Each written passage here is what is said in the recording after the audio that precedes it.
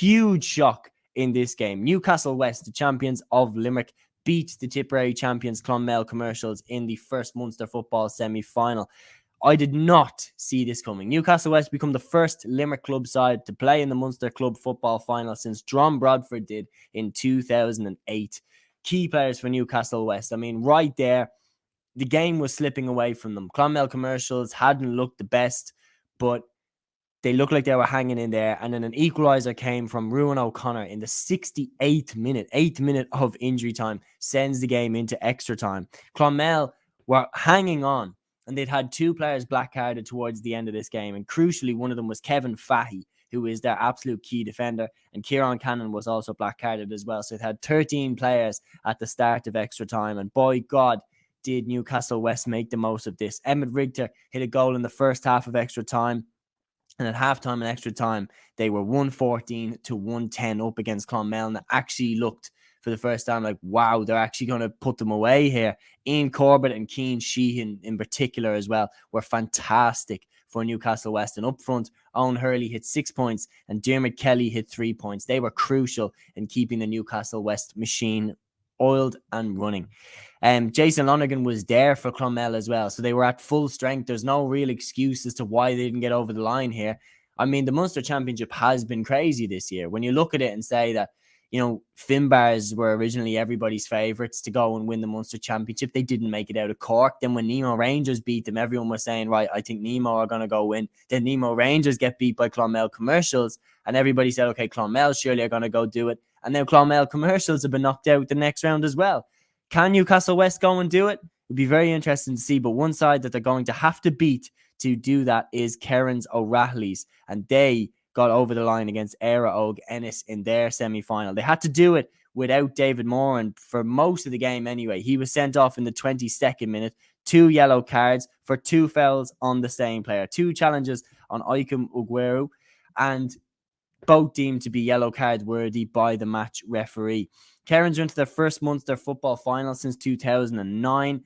Then obviously they won the Kerry Club Championship, not the Kerry County Championship. So they have been shown up in the Kerry County Championship. Obviously they've played, you know, what is one of the best sides assembled there in East Kerry with the likes of David Clifford, Paddy Clifford, Paul Murphy, James O'Donoghue. So they'll be more confident going into a game now in the final against Newcastle West that they can get over the line. They won this game against Éire Óg Ennis by 1-9 to 1-8. And Éire Óg Ennis were hotly fancied by a lot of people to actually be the Munster Club champions. So again, the 2 favourites really for a lot of people have both gone out in the same weekend.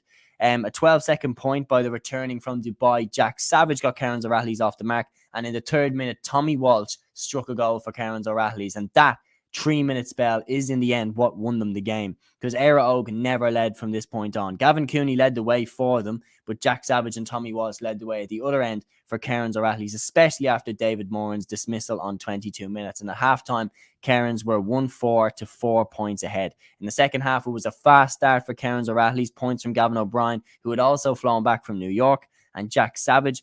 That was responded to with a goal, though, from Éire Óg, as wing-back Éanna O'Connor slammed it home with an absolutely fantastic finish. But Éire Óg Ennis, they could never quite get ahead of Kerins O'Rahillys. Kerins responded well to that. Points from Jack Savage and Cormac Coffey, another man who had flown back from Dubai.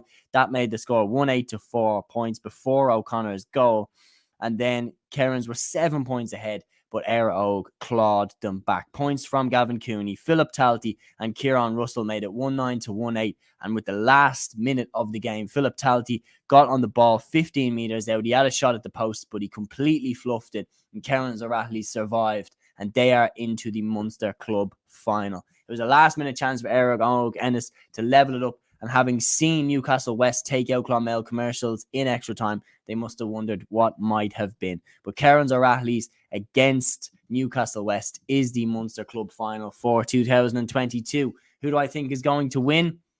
I'm going to say Kerins O'Rahillys. If David Moran is available for the game, I'm going to say Kerins O'Rahillys. Look, they just have the likes of Jack Savage, Tommy Walsh, Gavin O'Brien, and if they sprinkle David Moran on top of that, I just can't see Newcastle West pulling off another shock. Don't get me wrong, Newcastle West have the likes of Ian Corbett, Cian Sheehan, but I don't see them being able to pull off another shock because Kerins O'Rahillys will be aware to them now. It's not a surprise team in, like, they would have been preparing well for Clonmel Commercial, I would have said.